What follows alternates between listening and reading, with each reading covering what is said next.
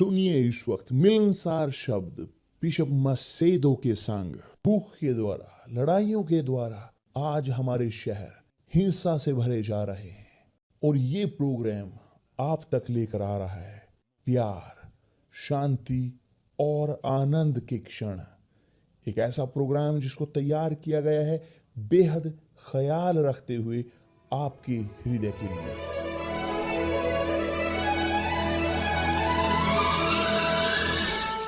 और अब आपके साथ मिलनसार शब्द बिशप मसेदो के।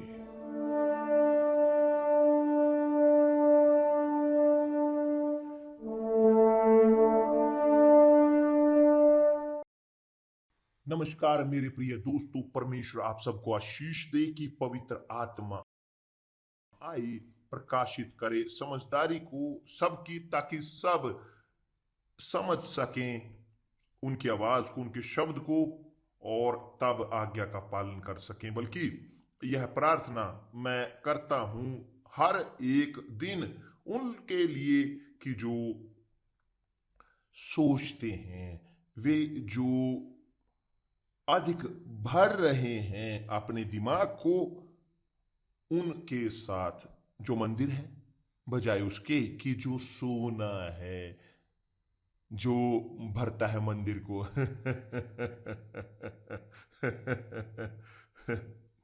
प्रभु यीशु ने कहा है उन शास्त्रियों और फरीसियों के लिए, कपटियों के, उसने कहा इस प्रकार, शास्त्री वे थे कि जो नोट बनाते थे तोरा के, नियमों के, नबियों के, वे कॉपी करते थे परमेश्वर के शब्दों की, वे कॉपी बनाते थे।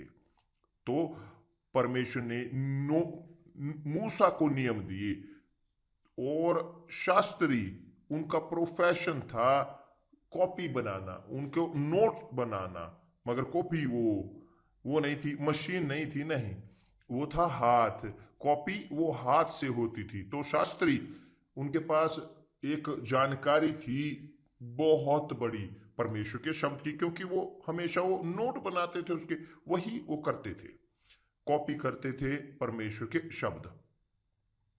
और फरीसी वो धार्मिक थे, धार्मिक की जो अनुसरण करते थे अक्षर का, और भूल जाते थे परमेश्वर के शब्द को।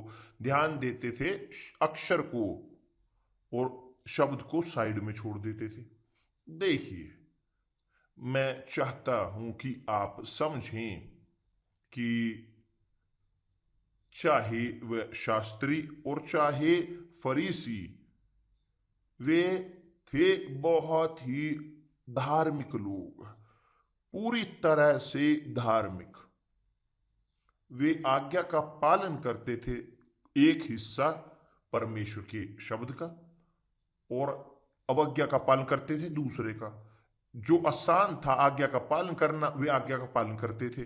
उदाहरण के तौर पर शब्द रखना, वे शब्द रखते थे, मगर वे विफल होते थे दूसरी चीजों में, महत्वपूर्ण चीजों में, जो था प्रेम, जो लोगों के प्रति सम्मान। वो थे बोलते हुए इस प्रकार, झुके हुए हर बार, शुरुआत से ही भ्रष्टाचार के लिए वे भ्रष्ट हो गए।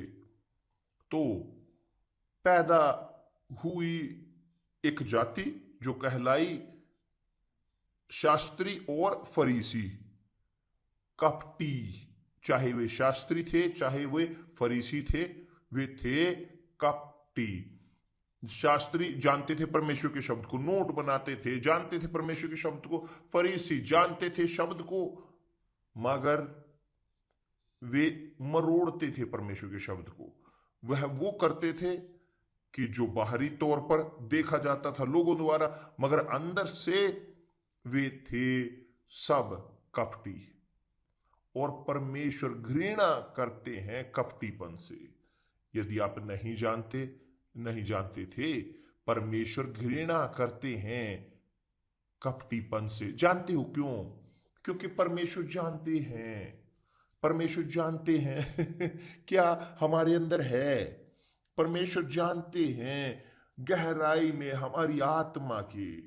वे जानते हैं सब चीज को, जो हम सोचते हैं, जो हमने कल सोचा, जो आज हम सोच रहे हैं और जो भविष्य में हम सोचेंगे।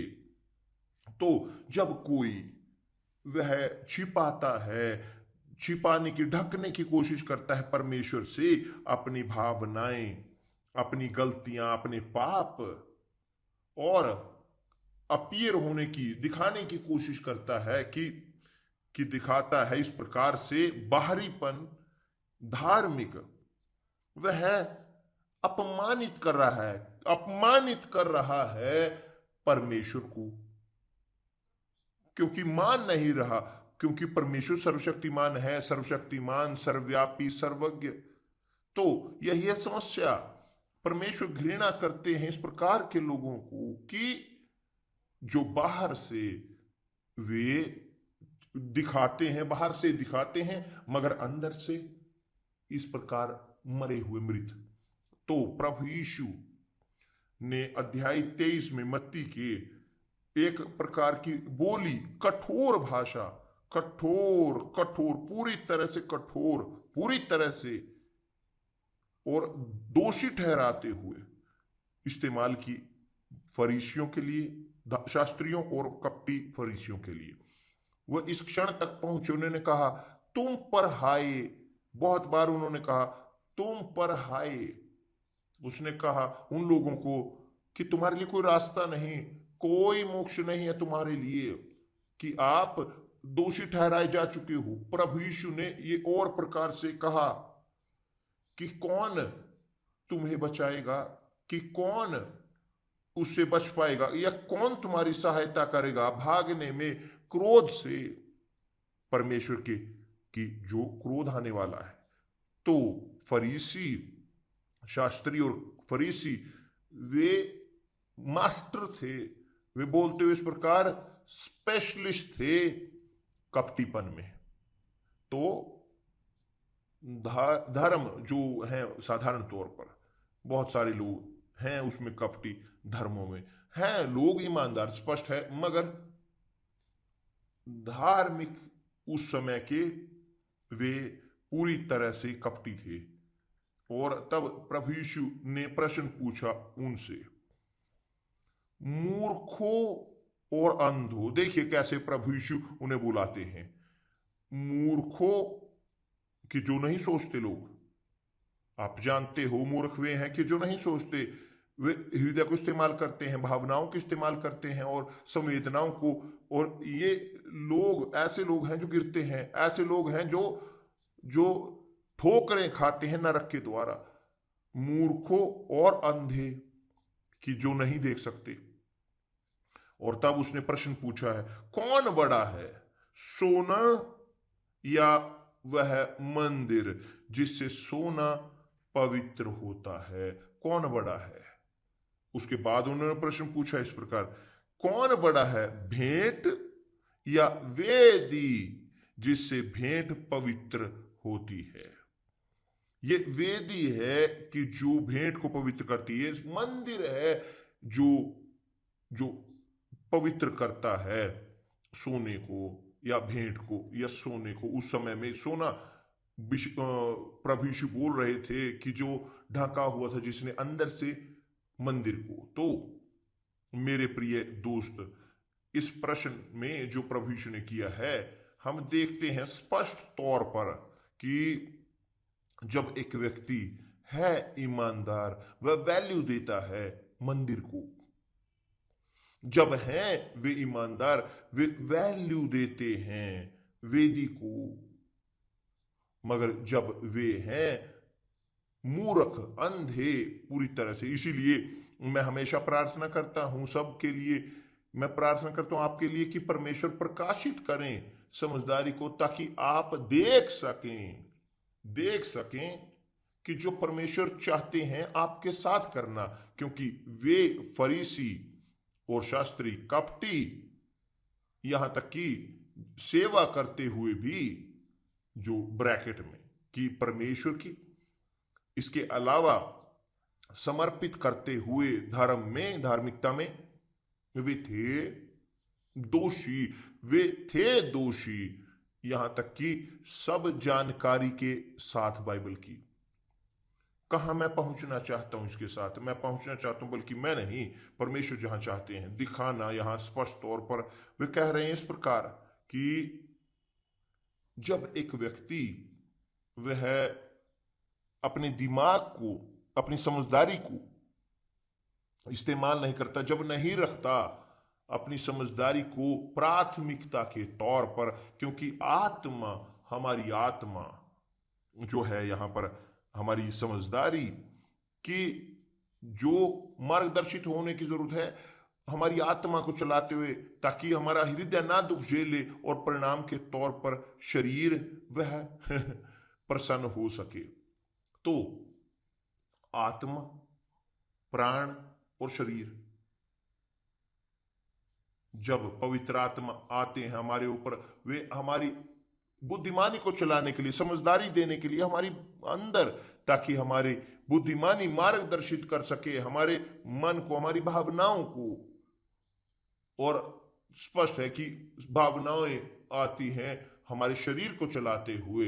यह एक ऑर्डर है, अनुशासन बाइबल का। मगर निराशाजनक तौर पर, शर्मनाक तरीके से लोग वह ध्यान देते हैं भावनाओं को, आत्मा की जो है हृदय, बजाय इसके जो है बुद्धिमानी, जो है हमारी बुद्धिमानी सोच और धार्मिक शास्त्री, फरीसी, यहां तक कि सब जानकारी के साथ भी बाइबल की, तब भी जी हां वे अधिक ध्यान देते हैं अपनी हृदय को, क्योंकि उनकी आंखों के द्वारा महसूस करते हैं आकर्षण उस अमीरी के प्रति, सोने के प्रति, भेंट के प्रति, चीजों के प्रति। मगर देखिए, वे धर्मशास्त्री और कपटी उस समय में, जिसके बारे में प्रभु यीशु ने कहा वे पूरी तरह से अमीर थे, कहां है आज उनकी अमीरी? कहां है वे? कि दूसरे शब्दों में तो मेरे प्रिय दोस्त, परमेश्वर आए संसार में बचाने के लिए। आपकी आत्मा को प्राथमिकता आपकी आत्मा है, तो ताकि आपकी आत्मा समझदार हो, ताकि आपकी आत्मा हो एक सही जगह पर, कि जहां उसे होने की जरूरत है, उन्हें कान देने की जरूरत है दिमाग को। और दिमाग कौन से? पवित्र आत्मा के आवाज, परमेश्वर की, परमेश्वर के शब्द को।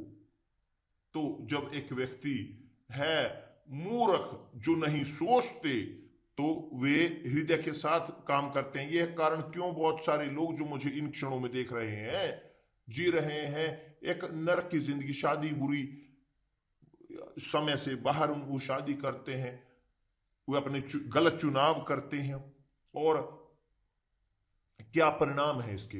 एक जीवन नष्ट हुआ, एक परिवार नष्ट हुई पूरी तरह से। पति एक और, पत्नी दूसरी ओर, पति एक और, औरतें दूसरी ओर, बच्चे और बहुत सारे औरतों के साथ बच्चे उनके पास कोई उदाहरण नहीं, माता का, पिता का, रोड पर फेंक दिए। इसलिए ड्रग्स उन्हें आनंदित देते हैं, इसीलिए जो इस प्रकार की चीजों से ट्रैफिक करने वाले वो इस खुश होते हैं, वे उन्हें देने की कोशिश करते हैं उनकी आत्मा को लेकर जाने के लिए, उनकी आत्मा को।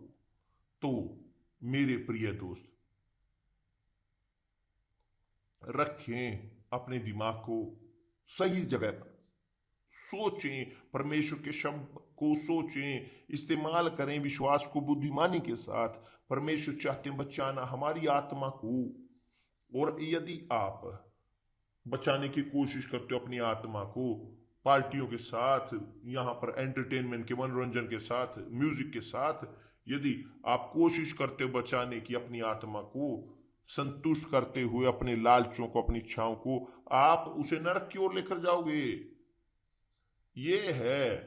और देखिए, शरीर मर जाता है, बुद्धिमानी परमेश्वर के पास लौट जाती है, जो बुद्धिमानी हमारी ज्ञान, मगर प्राण, आत्मा नहीं, आत्मा पूरे जीवन तक जीती है, अनंत काल तक वो जीती है। और यही आत्मा के लिए कि प्रभु यीशु ने अपनी आत्मा को दिया। प्रभु यीशु ने आत्मा दी अपने बचाने के लिए, आपकी आत्मा को, न कि बचाने के लिए आपकी बुद्धिमानी को, क्योंकि जो परमेश्वर का है आपकी समझदारी उनकी है, ना कि आपके शरीर को बचाने के लिए, क्योंकि शरीर परमेश्वर दिखाते हुए बूढ़ा होता है और इत्यादि नष्ट होता जाता है, मगर आत्मा, कहां आपकी आत्मा जाएगी? तो जो वह प्रश्न पूछते हैं, क्या बड़ा है सोना कि जो दिखता है, दिखाई देता है, जो आकर्षक है, या मंदिर कि जो पवित्र करता है सोने को? कौन बड़ा है, भेंट या वेदी कि जो सामर्थ्य करती है, पवित्र करती है भेंट को? और यदि वेदी भेंट को पवित्र ना करे, भेंट की कोई वैल्यू नहीं, कुछ भी नहीं, जीरो। ये है वास्तविकता। चाहे कोई पहाड़ क्यों ना हो, यदि वेदी ना पवित्र करे, और वेदी के पवित्र करने के लिए भेंट होने की जरूरत है, भेंट कुछ ऐसे ही नहीं हो सकती। तो जब आप मेरे प्रिय दोस्त, हम ऑफर करते हैं हमारे जिंदगी को वेदी के ऊपर, हम प्राथमिकता दे रहे हैं अपनी आत्मा को, जो है सबसे बड़ी भेंट जो परमेश्वर ग्रहण करना चाहते हैं, वो है हमारी आत्मा। यहां पर है प्रभु, ये है मेरी आत्मा, आपकी सेवा के लिए, आपका अनुसरण करने के लिए, आज्ञा का पालन करने के लिए, ताकि पवित्र हो सके आपका नाम। धन्यवाद परमेश्वर। कल इसके बारे में और अधिक बात करेंगे। परमेश्वर आप सबको आशीष दे। कल मिलते हैं प्रभु यीशु मसीह के नाम से। आमीन।